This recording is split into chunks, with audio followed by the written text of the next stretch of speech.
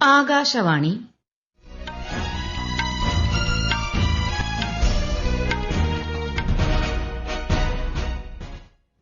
നമസ്കാരം. വാർത്തകൾ വായിക്കുന്നത് ആമിന നജുമ. പ്രധാന വാർത്തകൾ. പ്രധാനമന്ത്രി നരേന്ദ്രമോദിയുടെ 6 ദിവസത്തെ വിദേശ പര്യടനം തിങ്കളാഴ്ച ആരംഭിക്കും. ഇന്തോനേഷ്യയും ഓസ്ട്രേലിയയും ന്യൂസിലൻഡും സന്ദർശിക്കും. അമർനാഥ് തീർത്ഥാടനത്തിന് ജമ്മുകശ്മീരിൽ തുടക്കമായി. സാംസ്കാരിക ഐക്യത്തിന്റെ പ്രതീകമാണ് അമർനാഥ് തീർത്ഥയാത്രയെന്ന് പ്രധാനമന്ത്രി. ഇലക്ട്രിക് വാഹനങ്ങൾക്ക് ഭീഷണിയായ ആപ്പുകൾക്കെതിരെ ഐടി മന്ത്രാലയത്തിന്റെ അടിയന്തര നടപടി. സിന്ധു നദീജല കരാർ മരവിപ്പിച്ചത് തുടരുമെന്ന് ഇന്ത്യ. ഭീകരത അവസാനിപ്പിക്കാൻ പാകിസ്ഥാന് മുന്നറിയിപ്പ്. കേരളത്തിൽ ശക്തമായ മഴ തുടരും. ഇന്ന് കണ്ണൂർ, കാസർഗോഡ് ജില്ലകളിൽ ഓറഞ്ച് ജാഗ്രത. 9 ജില്ലകളിൽ മഞ്ഞ ജാഗ്രതാ നിർദ്ദേശം. കേരള, കർണാടക, ലക്ഷദ്വീപ് തീരങ്ങളിൽ മത്സ്യബന്ധനത്തിന് വിലക്ക്. ഫിഫ ലോകകപ്പിൽ ഇന്ന് ഓസ്ട്രേലിയ ഈജിപ്തിനെ നേരിടും. അർജന്റീന കാബോ വെർദി മത്സരം നാളെ പുലർച്ചെ 3:30-ന്. വാർത്തകൾ വിശദമായി. പ്രധാനമന്ത്രി നരേന്ദ്രമോദി തിങ്കളാഴ്ച മുതൽ ഇന്തോനേഷ്യ, ഓസ്ട്രേലിയ, ന്യൂസിലൻഡ് എന്നീ രാജ്യങ്ങളിൽ 6 ദിവസത്തെ ഔദ്യോഗിക സന്ദർശനം നടത്തും. ഈ മാസം 6 മുതൽ 8 വരെ ഇന്തോനേഷ്യ സന്ദർശിക്കുന്ന അദ്ദേഹം സമുദ്ര സുരക്ഷാ സഹകരണം ചർച്ച ചെയ്യും. തുടർന്ന് ഓസ്ട്രേലിയയിലെ മെൽബണിലെത്തുന്ന പ്രധാനമന്ത്രി ഇരു രാജ്യങ്ങളും തമ്മിലുള്ള വാർഷിക ഉച്ചകോടിയിൽ പങ്കെടുക്കും. സൈബർ സുരക്ഷ, സാങ്കേതിക വിദ്യ എന്നിവയിലെ പങ്കാളിത്തം യോഗം വിലയിരുത്തും. സന്ദർശനത്തിന്റെ അവസാന ഘട്ടത്തിൽ ഈ മാസം 10, 11 തീയതികളിൽ അദ്ദേഹം ന്യൂസിലൻഡിലെത്തും. 40 വർഷത്തിനു ശേഷമാണ് ഒരു ഇന്ത്യൻ പ്രധാനമന്ത്രി ന്യൂസിലൻഡ് സന്ദർശിക്കുന്നത്. പ്രധാനമന്ത്രി നരേന്ദ്രമോദി നാളെ രാജസ്ഥാനും ഗുജറാത്തും സന്ദർശിക്കും. രാജ്യത്തിന്റെ വ്യോമയാന, ഊർജ്ജ, സെമി കണ്ടക്ടർ മേഖലകൾക്ക് കരുത്തുപകരുന്ന വിവിധ വികസന പദ്ധതികൾക്ക് അദ്ദേഹം ഇരു സംസ്ഥാനങ്ങളിലുമായി തുടക്കം കുറിക്കും. വിശദാംശങ്ങളിലേക്ക്. ജോധ്പൂർ വിമാനത്താവളത്തിൽ 480 കോടി രൂപ ചെലവിൽ നിർമ്മിച്ച പുതിയ ടെർമിനൽ പ്രധാനമന്ത്രി ഉദ്ഘാടനം ചെയ്യും. പ്രതിവർഷം 20 ലക്ഷത്തോളം യാത്രക്കാർക്ക് പ്രയോജനം ചെയ്യുന്ന വിധത്തിലാണ് ടെർമിനൽ രൂപകൽപ്പന ചെയ്തിരിക്കുന്നത്. പ്രാദേശിക വ്യോമയാന വികസനം ലക്ഷ്യമിട്ടുള്ള പരിഷ്കരിച്ച ഉഡാൻ പദ്ധതിയും ഇതോടൊപ്പം അവതരിപ്പിക്കും. 13,000 കോടി രൂപ ചെലവ് പ്രതീക്ഷിക്കുന്ന ജയ്പൂർ മെട്രോ 2ാം ഘട്ടത്തിന്റെ തറക്കല്ലിടലും പ്രധാനമന്ത്രി നിർവഹിക്കും. വൈകുന്നേരത്തോടെ ഗുജറാത്തിലെത്തുന്ന ശ്രീ മോദി സാനന്ദിലെ semiconductor assembly and test facility ഉദ്ഘാടനം ചെയ്യും. News desk, Akashvani. അമർനാഥ് തീർത്ഥാടനത്തിന് ജമ്മുകശ്മീരിൽ ഇന്ന് തുടക്കമായി. 3880 മീറ്റർ ഉയരത്തിൽ സ്ഥിതി ചെയ്യുന്ന ഗുഹാക്ഷേത്രത്തിലേക്ക് ബേസ് ക്യാമ്പിൽ നിന്ന് പുറപ്പെട്ട ആദ്യ സംഘത്തിൽ 4822 തീർത്ഥാടകരാണുള്ളത്. 57 ദിവസം നീളുന്ന അമർനാഥ് തീർത്ഥാടനം അടുത്ത മാസം 28-നാണ് സമാപിക്കുക. രാജ്യത്തിന്റെ ആത്മീയ പാരമ്പര്യത്തിന്റെയും സാംസ്കാരിക ഐക്യത്തിന്റെയും സുപ്രധാന അധ്യായമാണ് വർഷം തോറുമുള്ള അമർനാഥ് യാത്രയെന്ന് പ്രധാനമന്ത്രി നരേന്ദ്രമോദി. ജമ്മുകശ്മീരിൽ അമർനാഥ് യാത്ര നടത്തുന്നവർക്ക് അദ്ദേഹം ആശംസകൾ നേർന്നു. തീർത്ഥാടന വേളയിൽ ശുചിത്വവും സുരക്ഷാ മാർഗനിർദ്ദേശങ്ങളും കർശനമായി പാലിക്കണമെന്നും യാത്രാ ചെലവിന്റെ 10% പ്രാദേശിക ഉൽപ്പന്നങ്ങൾക്കായി ചെലവഴിച്ച് പ്രാദേശിക സമ്പദ് വ്യവസ്ഥയെ പിന്തുണയ്ക്കണമെന്നും പ്രധാനമന്ത്രി തീർത്ഥാടകരോട് അഭ്യർത്ഥിച്ചു.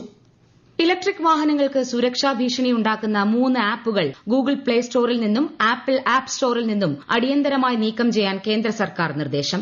ബാറ്റ് BMS, ഇപ്പോക് IIN, ലോസിഗി എന്നീ ആപ്പുകൾക്കെതിരെയാണ് ഐടി മന്ത്രാലയത്തിന്റെ നടപടി. ഇലക്ട്രിക് വാഹനങ്ങളുടെ പ്രവർത്തന നിയന്ത്രണം വിദൂരത്തിരുന്ന് തടസ്സപ്പെടുത്താൻ ഈ ആപ്പുകൾ വഴി സാധിക്കുമെന്ന കണ്ടെത്തലിനെ തുടർന്നാണ് കേന്ദ്രം ഇടപെട്ടത്.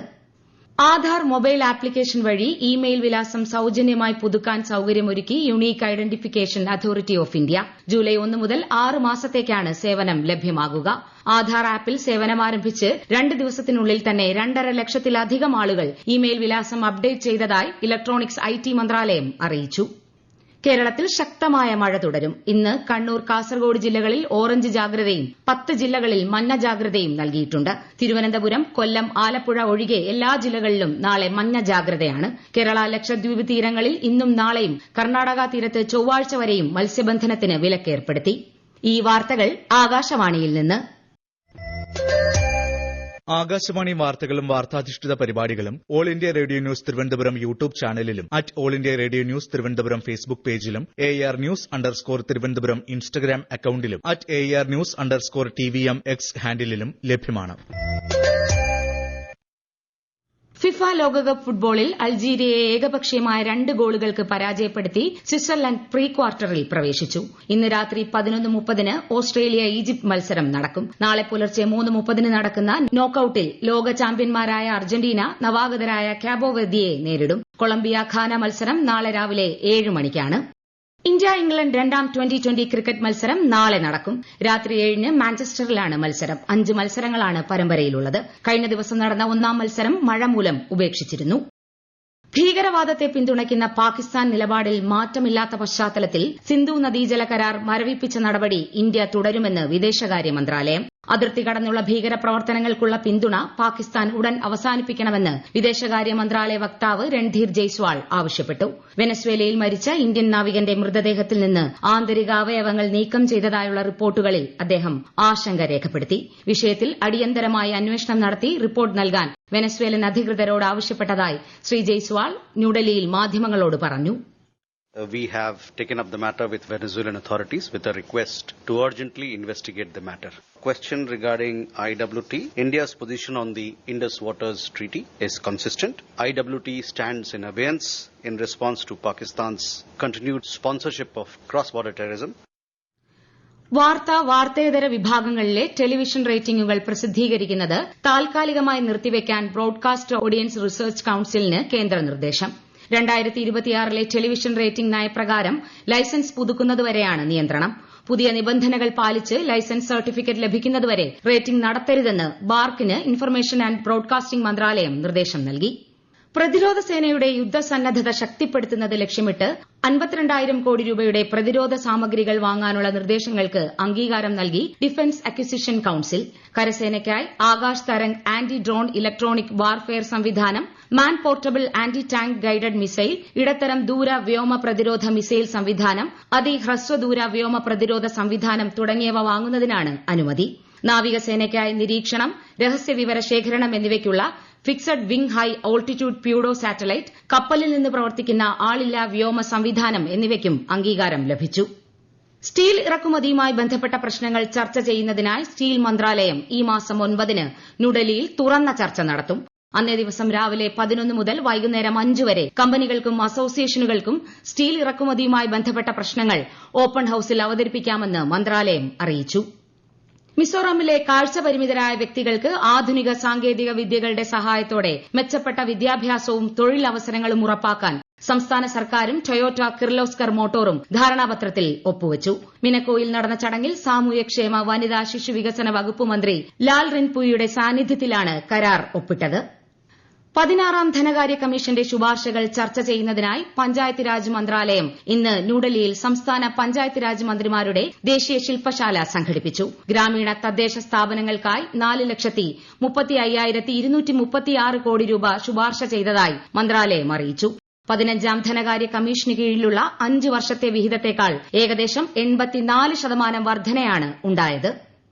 ഭൂമിയിലേക്ക് പതിക്കാൻ സാധ്യതയുണ്ടായിരുന്ന നാസയുടെ സ്വിഫ്റ്റ് ബഹിരാകാശ ടെലിസ്കോപ്പിനെ രക്ഷിക്കാനുള്ള നിർണായക ദൌത്യത്തിന് തുടക്കമായി. ടെലിസ്കോപ്പിന്റെ ഭ്രമണപഥം ഉയർത്തുന്നതിനായുള്ള ലിങ്ക് പേടകം പെഗസസ് റോക്കറ്റ് ഉപയോഗിച്ച് മാർഷൽ ദ്വീപുകളിൽ നിന്ന് വിജയകരമായി വിക്ഷേപിച്ചു. ഏകദേശം 1 മാസത്തിനകം സ്വിഫ്റ്റിന് സമീപത്തെത്തുന്ന ഈ പേടകം ടെലിസ്കോപ്പിന്റെ ഭ്രമണപഥത്തെ 240 കിലോമീറ്റർ ഉയർത്തും. വെനസ്വേലയിൽ ജൂൺ 24-നുണ്ടായ ശക്തമായ ഭൂകമ്പത്തിൽ മരിച്ചവരുടെ എണ്ണം 2595 ആയതിനെ തുടർന്ന് 7 ദിവസത്തെ ദേശീയ ദുഃഖാചരണം പ്രഖ്യാപിച്ചു. ഭൂകമ്പത്തിൽ ഇതുവരെ 12,000-ലധികം പേർക്ക് പരിക്കേറ്റു. കഴിഞ്ഞയാഴ്ച കാരക്കാസിലുണ്ടായ 2 ശക്തമായ ഭൂകമ്പങ്ങൾ വ്യാപകമായ നാശനഷ്ടങ്ങളാണ് ഉണ്ടാക്കിയത്. പ്രധാന വാർത്തകൾ വീണ്ടും. പ്രധാനമന്ത്രി നരേന്ദ്രമോദിയുടെ 6 ദിവസത്തെ വിദേശ പര്യടനം തിങ്കളാഴ്ച ആരംഭിക്കും. ഇന്തോനേഷ്യയും ഓസ്ട്രേലിയയും ന്യൂസിലൻഡും സന്ദർശിക്കും. അമർനാഥ് തീർത്ഥാടനത്തിന് ജമ്മുകശ്മീരിൽ തുടക്കമായി. സാംസ്കാരിക ഐക്യത്തിന്റെ പ്രതീകമാണ് അമർനാഥ് തീർത്ഥയാത്രയെന്ന് പ്രധാനമന്ത്രി. ഇലക്ട്രിക് വാഹനങ്ങൾക്ക് ഭീഷണിയായ ആപ്പുകൾക്കെതിരെ IT മന്ത്രാലയത്തിന്റെ അടിയന്തര നടപടി. സിന്ധു നദീജല കരാർ മരവിപ്പിച്ചത് തുടരുമെന്ന് ഇന്ത്യ. ഭീകരത അവസാനിപ്പിക്കാൻ പാകിസ്ഥാന് മുന്നറിയിപ്പ്.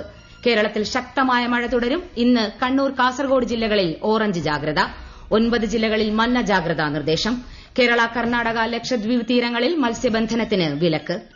ഫിഫ ലോകകപ്പിൽ ഇന്ന് ഓസ്ട്രേലിയ ഈജിപ്തിനെ നേരിടും.